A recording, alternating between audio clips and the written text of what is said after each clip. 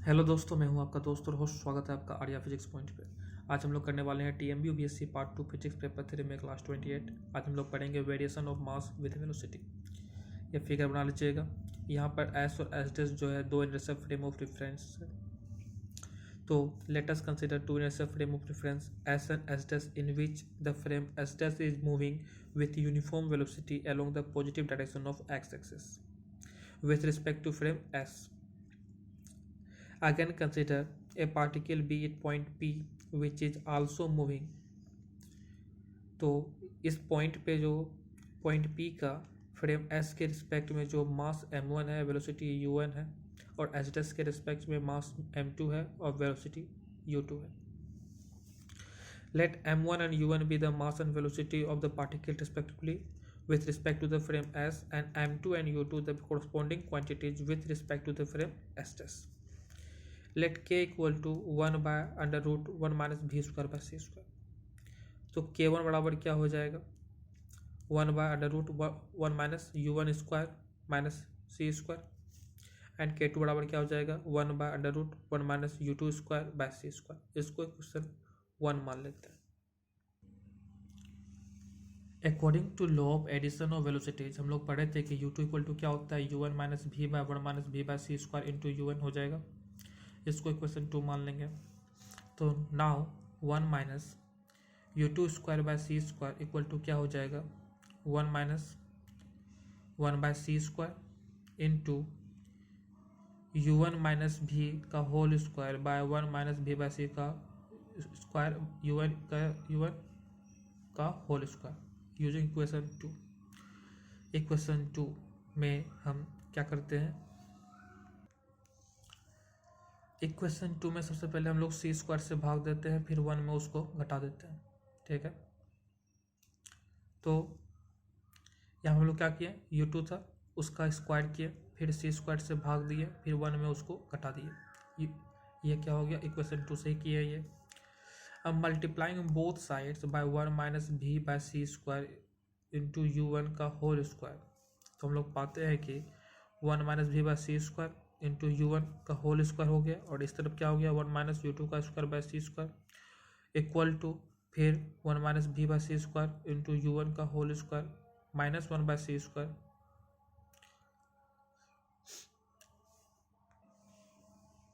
u1 minus V का whole square. इस term में, इस वाले टर्म में दोनों क्या हो जाएगा? कैंसिल हो जाएगा. तो इस टर्म में क्या बच गया? 1 minus 2 u1 V C square plus V square by C to the power 4 u1 का square minus 1 by C square. इसका स्क्वायर करते हैं, u1 का स्क्वायर plus V square minus 2 u1 V. अब जो कैंसिल होता है उसको कैंसिल करने की कोशिश करते हैं. 1 minus 2 u1 V by C square plus V square by C to पावर 4 u1 का square minus u1 square by C square minus V square by C square plus 2 u1 V by C square. ये दोनों cancel होता है. Cancel कर देते हैं इसको. तो इस तरह पास मेरे पास क्या आता है? टोटल का होल स्क्वायर कर देते हैं. 1 minus V by C square u1 into 1 minus u2 का square by C square to the power half का ये पूरा हो जाएगा स्क्वायर. इस तरफ मेरे पास क्या बच गया? 1 माइनस u1 का square by C square minus V square by C square common कितना जाता था? Into 1 minus u1 square by C square. V square by C square इससे और इससे कॉमन ले लेंगे. तो इधर क्या हो गया? 1 माइनस u1 का स्क्वायर बाय सी स्क्वायर क्या बच गया? 1 minus V square by C square common लेने जानते हैं हम लोग. 1 minus V by C square into u1 into 1 minus u2 का square by C square to the power half equal to क्या हो गया? इस तरफ स्क्वायर था, इस तरफ क्या हो जाएगा? स्क्वायर रूट हो जाएगा. तो 1 minus V square by C square का क्या हो गया? स्क्वायर रूट हो गया under to the power half into 1 minus u1 का square by C square to the power half. ये किसका इक्वल था? इक्वेशन 1 में हम लोग देखते हैं तो 1 minus V square by C square to the power half ये था क्या? 1 बाय k1 का इक्वल हो जाएगा, और ये 1 बाय k का इक्वल हो जाएगा. दोनों u1 वाला क्या हो जाएगा? 1 बाय k1 का इक्वल हो जाएगा, और v वाला k के इक्वल हो जाएगा.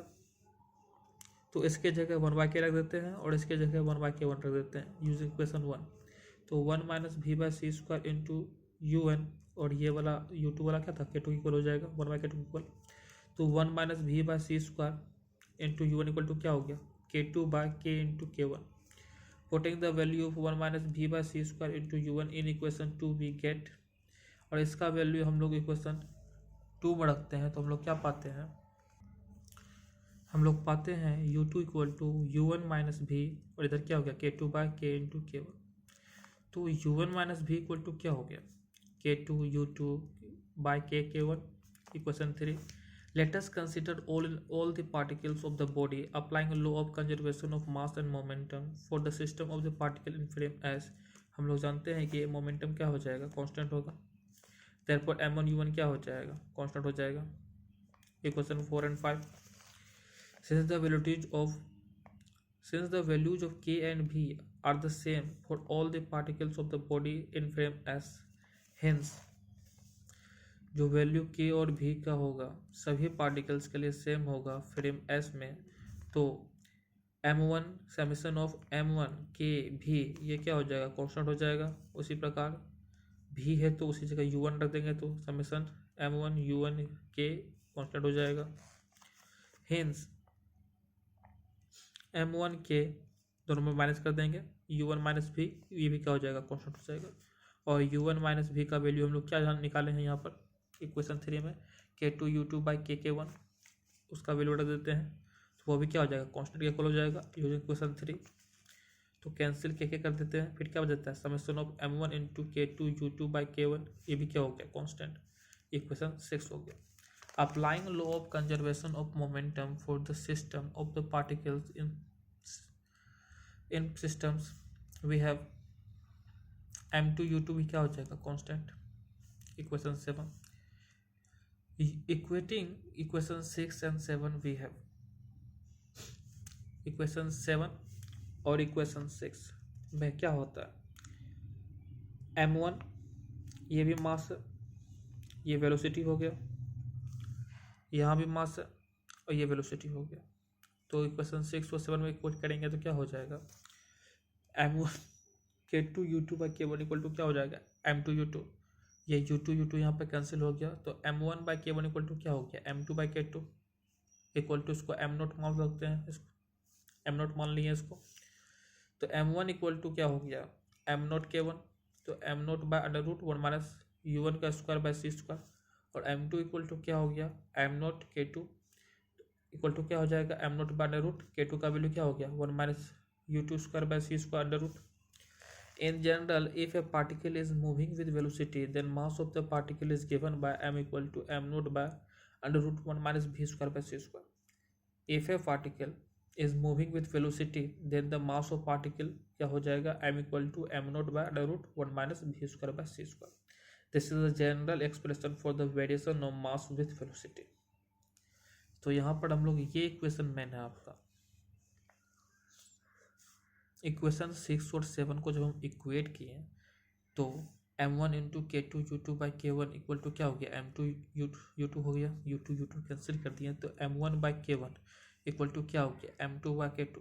तो एक कांस्टेंट राशि मान लेते हैं हम लोग m0, तो m1/k1 इक्वल टू m0 था तो m1 इक्वल टू क्या हो जाएगा, m0 k1, और m2/k2 इक्वल टू m0 था तो m2 इक्वल टू क्या हो जाएगा, m0 इंटू k2, और k1 और के वैल्यू का हम लोग जानते हैं, k1 का वैल्यू क्या था 1/√1 माइनस u1 का स्क्वायर बाय सी स्क्वायर, और k2 का वैल्यू क्या था m0/√1 minus u2 square by k2 C square. दोनों को वैल्यू यहाँ पुट कर दी. तो इस प्रकार कोई भी पार्टिकल जो मूव कर रहा है वेलोसिटी के साथ उसका मास क्या हो जाएगा, m0/√1 minus v square by C square. ठीक, this is the general expression for the variation of mass with velocity. मिलते हैं नेक्स्ट वीडियो में. Tata see you, signing out. God bless you all.